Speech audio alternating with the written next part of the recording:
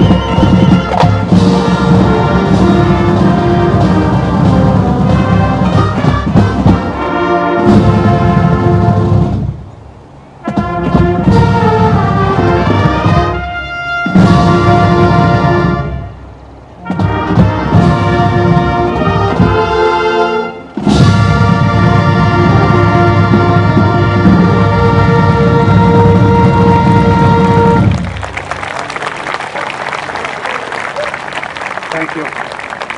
We will now have General Logan's Memorial Day General Orders by James Benfield of Reading High School.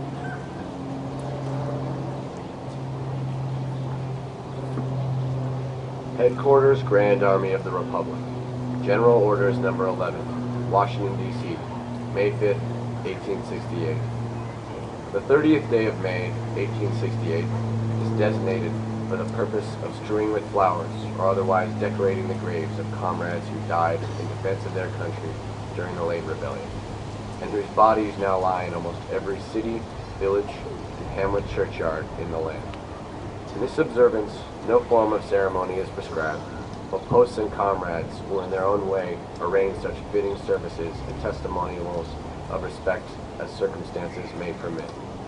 We are organized, comrades, as our regulations tell us, for the purpose, among other things, of preserving and strengthening those kind and fraternal feelings which have bound together the soldiers, sailors, and Marines who united to suppress the late rebellion.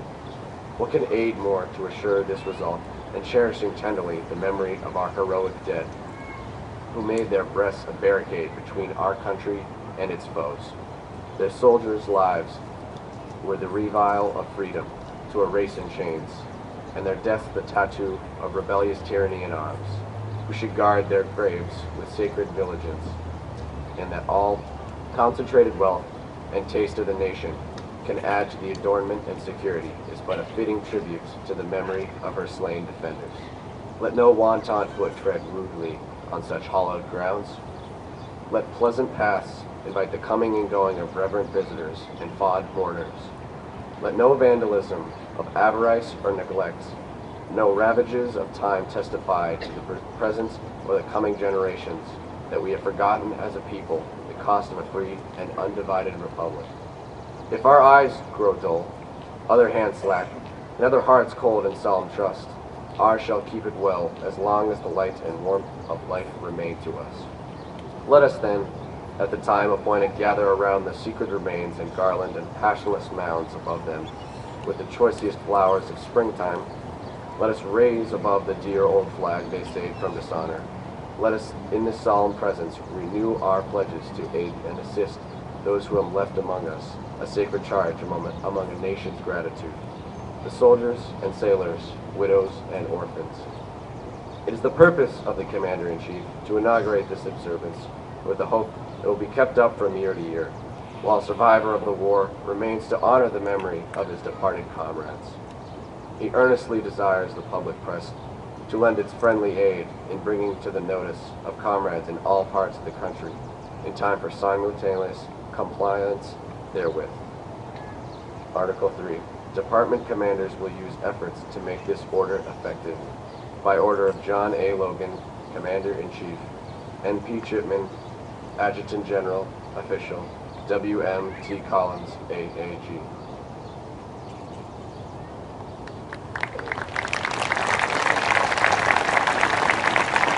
Thank you very much, Dave. We now have America the Beautiful by the band.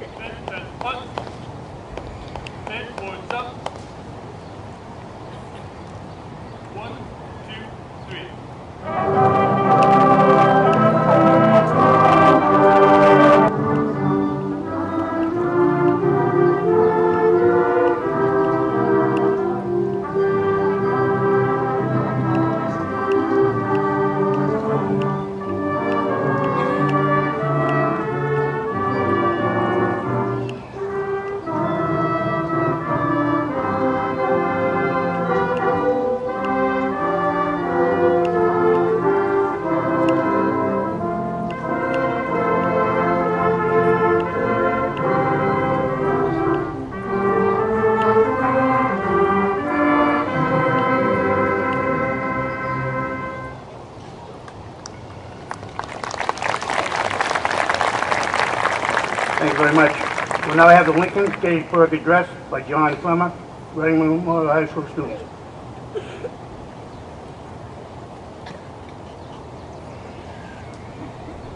Fourscore and 7 years ago, our fathers brought forth on this continent a new nation, conceived in liberty and dedicated to the proposition that all men are created equal. Now we are engaged in a great civil war, testing whether that nation or any nation so conceived and so dedicated can long endure. We are met on a great battlefield of that war. We have come to dedicate a portion of that field as a final resting place for those who here gave their lives that that nation might live. It is altogether fitting and proper that we should do this. But in a larger sense, we cannot dedicate, we cannot consecrate, and we cannot hallow this ground. The brave men, living and dead, who struggled here have consecrated, far above our poor power to add or detract. The world will little note what we say here, nor long remember what we say here, but it can never forget what they did here. It is for us the living, rather, to be dedicated here to the unfinished work which they who fought here have thus far so nobly advanced. It is rather for us to be here dedicated to the great task remaining before us, that from these honored dead we take increased devotion to that cause for which they gave the last full measure of devotion. That we here highly resolve that these dead shall not have died in vain, that this nation, under God, shall have a new birth of freedom, and that government of the people, by the people, for the people, shall not perish from the earth. Thank you.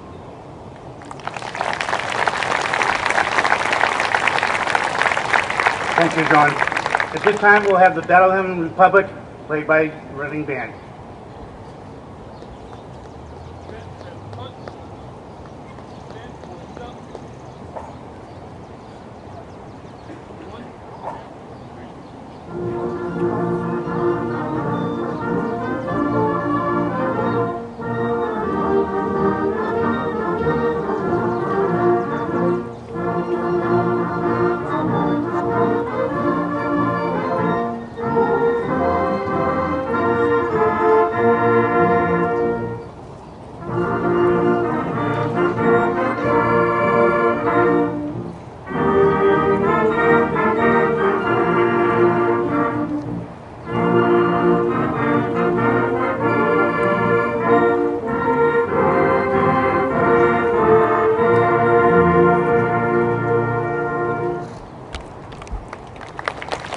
Thank you very much. We will now have our Memorial Day address done by Mr. John Arena, Chairman of the Board of Selectmen.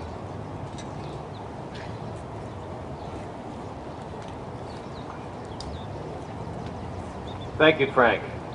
And to the veterans here this morning, thank you for your service. To their families, thank you for your sacrifice and the commitment of your loved one's time.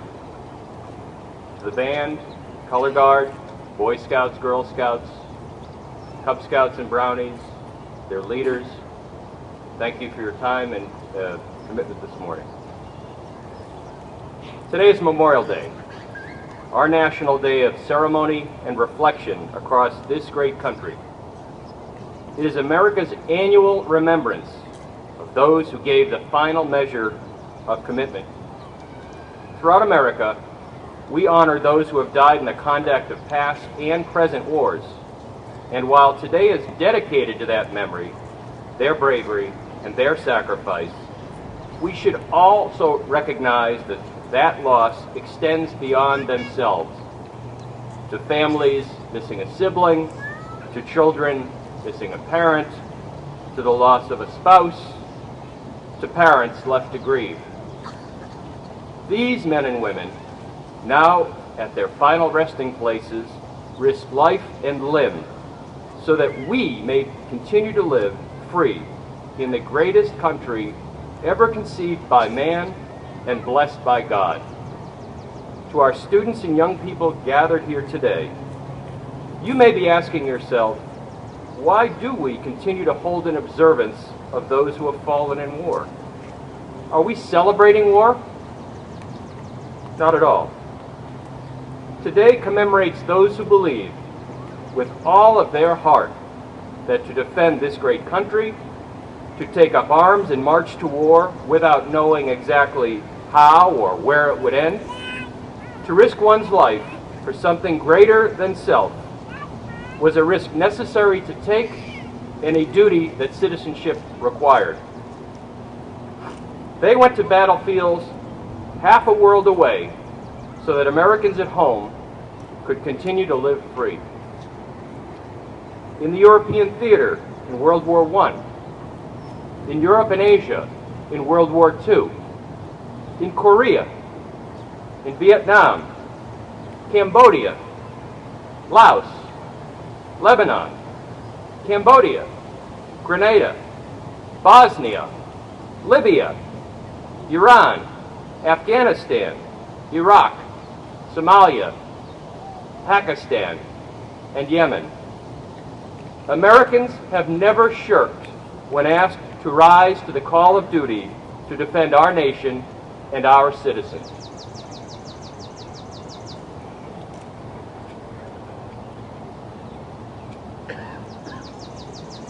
So how do we here today, in 2014, best show respect to those who have fallen in war? We honor the fallen when we continue to serve those who have returned home alive, but broken in body, mind, or spirit. I believe President Reagan said it best in his 1982 Memorial Day address. Our first obligation to them and ourselves is plain enough. The United States and the freedom for which it stands, the freedom for which they died, must endure and prosper. Their lives remind us that freedom is not bought cheaply. It has a cost. It imposes a burden. And just as they, whom we commemorate, were willing to sacrifice, so too must we, in a less final, less heroic way, be willing to give of ourselves. Today, as you return to your families, please take a moment to reflect on the ultimate sacrifice given by these men and women for your freedom. As you return home to your lives and encounter a veteran or currently serving military man or woman, take a moment to stop and thank them for their service. We owe them all a debt of gratitude. Again, to the veterans here this morning, thank you. May God bless you and continue to bless these United States of America.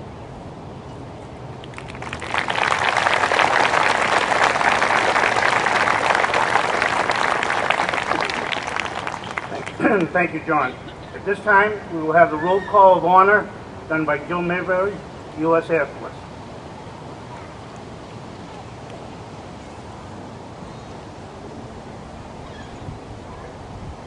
I am honored to read the list of deceased military members of this year.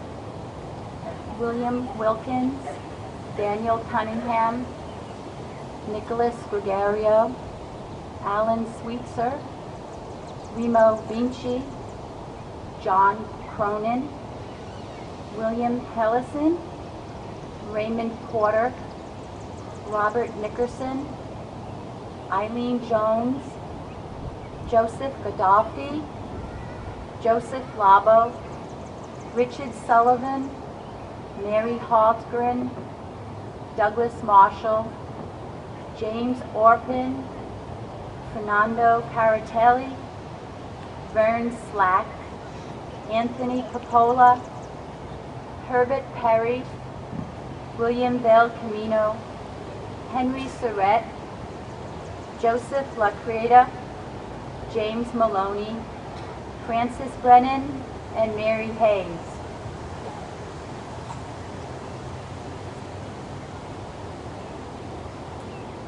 Thank you, Joe. At this time, we'll have the placing of the wreath by Thomas Finley.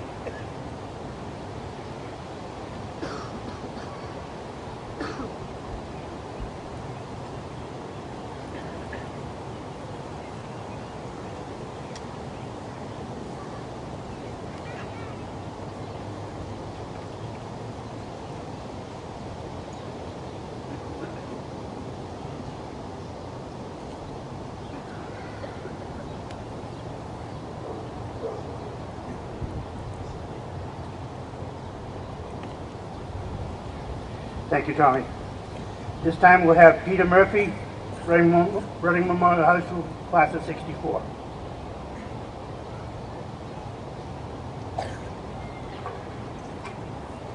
Good morning. Next month, Reading High School class of 1964 will celebrate their 50th anniversary. When we grew up in Reading at that time, it was almost like a scene out of Happy Days. It was a very quiet town. Not much was going on most of the time. The big issue in 1964, or the highlight, was McDonald's opened in Reading. Prior to that time, you had to drive to Stoneham, Carroll's, to get a hamburger. There wasn't a lot to do in Reading. There were no liquor stores, there were no bars, there were no restaurants, unless you count Parker's Fried Clams down off Salem Street. As I said, there was there was not a lot going on. If you wanted excitement as a young boy growing up, there was the trip to the dump every Saturday. You went with your father, and the exciting part was how much you could bring home. That was not exciting for your mother. In Reading at that time, of course, there was no internet, there was no email, there were no cell phones. If you wanted to know what was going on in Reading, you went down to Winslow's, down by the station. You went to Johnson's Hardware, where they actually waited on you and knew you by name and could fix anything. But most importantly, you went to the Atlantic Food Mart, which is really the Reading's internet of the day. If you wanted to know what was going on, how everyone was doing, where people were, you went to the Atlantic Food Mart. But things changed. Towards the end of our senior year, junior and senior year, President Kennedy was killed. That seemed to set a tone for things that changed that was coming. Vietnam came. And Vietnam was a very, very personal issue for the class of 1964. You know, for many years I came to this cemetery and others with my wife and family, would read the gravestones and see all of these men and women who had served in the military in all these different wars. And you'd read interesting stories about them on there from the Civil War, World War II, Korea, all of it going back to the Revolutionary War. I didn't know them. I always wondered who they were. But it wasn't personal. In 1964, things became personal. I would just like to take a moment to speak to you about my father. Peter Bradbury lived on Deering Street, by the library. Peter was a quiet kid, involved in school activities, boxing, wrestling, and he was a very quiet, nice guy. Became a United States Marine. And his father was also a veteran. Later, years later, my wife helped take care of Peter's father, and she said he never stopped talking about how proud he was. Bobby Krause lived over here on Union Street, just off the square. Probably our best athlete at Reading High. Football, track, there was nothing Bob couldn't do. When he went to Paris Island to become a Marine, he broke the record at Paris Island for the obstacle course. Bob was just one of those guys who looked like he was made to be a Marine. Bob didn't last long in Vietnam. He was killed shortly after arrival. But we remember him. Mike Havel grew up in Westcroft Road, off of West Street. Mike went to school for a couple of years in the technical areas at Wentworth Institute. Came out and joined the military, a member of the 1st Air Cavalry. He was a crew chief on the cavalry, and Mike was there for a while. Mike had gone through 2 tours, and he was killed just days before return.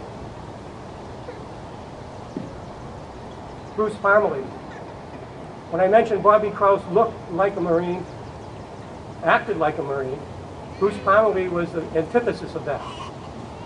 Bruce was a tall, skinny, he's speckled kid with always has a smile on his face, very quiet. You wouldn't expect him to be in the Marine Corps. But in his yearbook, he said that he had planned to join the Army. And he did. We thought he did. He went to sign up, but apparently the line for the Marine Corps didn't have enough people, and a sergeant said, Bruce, join that line. He did. He became a United States Marine. Finally, Ed Putney. Ed Putney grew up on Jerry Road. If you're not from Reading, you probably never heard of Jerry Road. It's a tiny road off of Lothrop, up off of County Road. Ed was a really outdoors person. In his yearbook, he talked about a career in forestry. He was involved with all kinds of school activities. He became an Explorer Scout, later joined Special Forces and became a Green Beret. I'd also like to mention 2 others from Reading who died at the time. Jackie Hanscom, who worked on the Atlantic Food Mart with myself and Mike Havel and so many other guys in Reading. And Bob Holt, who went through Reading schools until he transferred to Phillips Andover Academy. As I look back now, our happy days had transitioned into something much more like life itself. On September 20th this year, the class of '64 will gather again, and we'll tell each other how good we look, how we haven't aged. However, we've aged. We're fatter, we're grayer, if we have hair. We're certainly older. There's only one group that hasn't changed. They're frozen in time.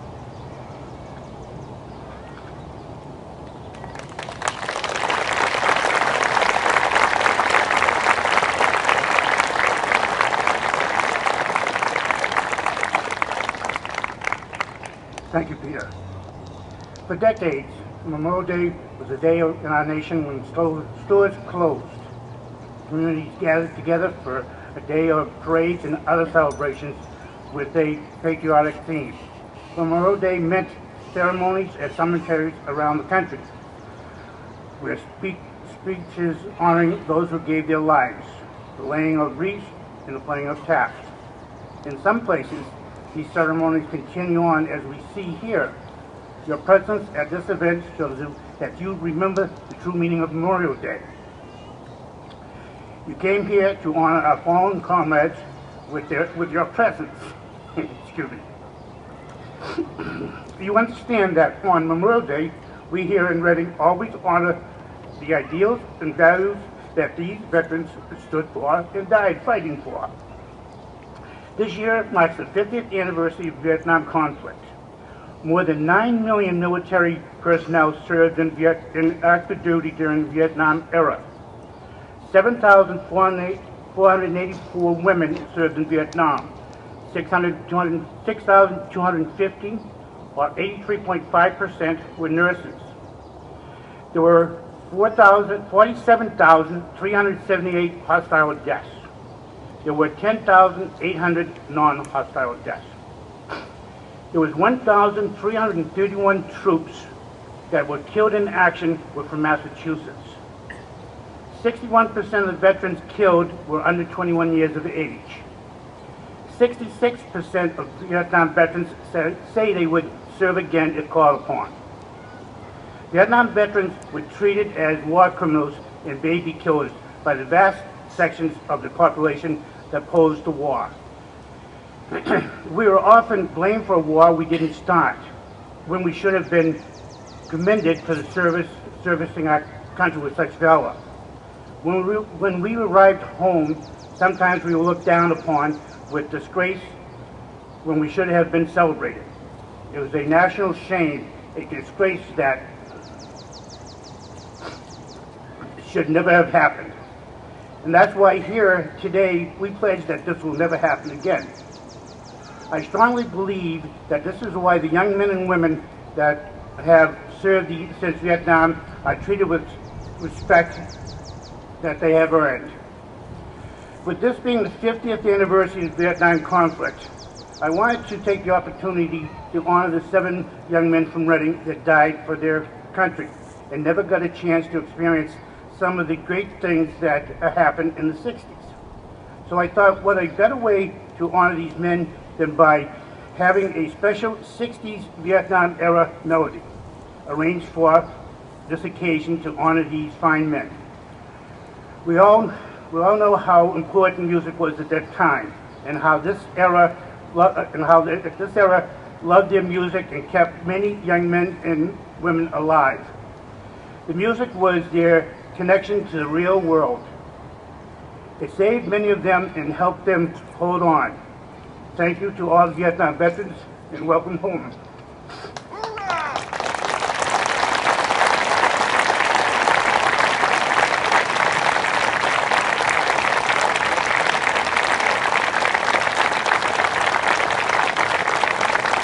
Thank you very much. The band will now play that melody, followed by taps.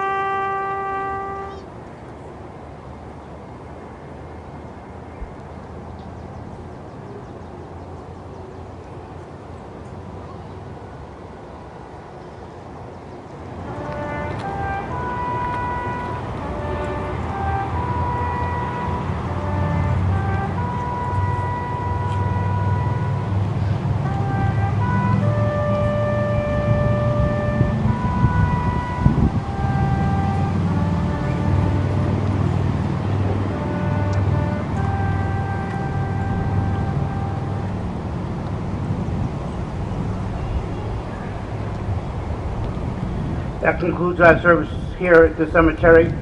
Our next service will be at 10:45, thereabouts, at Forest Glen. Thank you all for being here today. Thank you.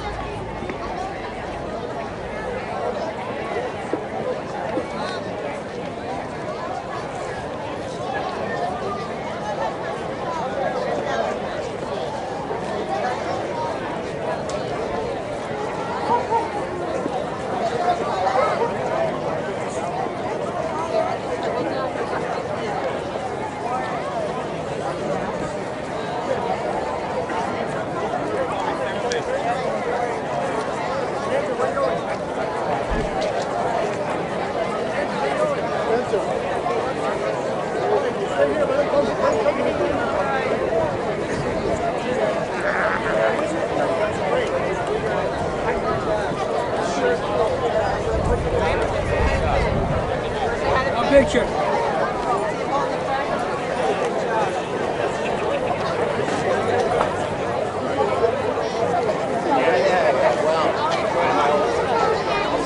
See them going that way? Trevor!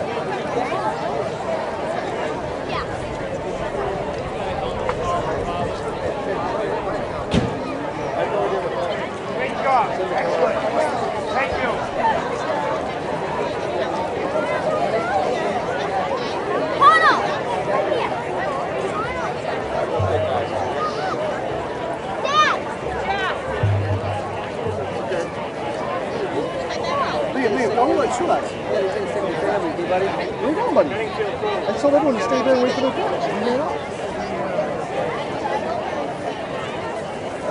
Who is it?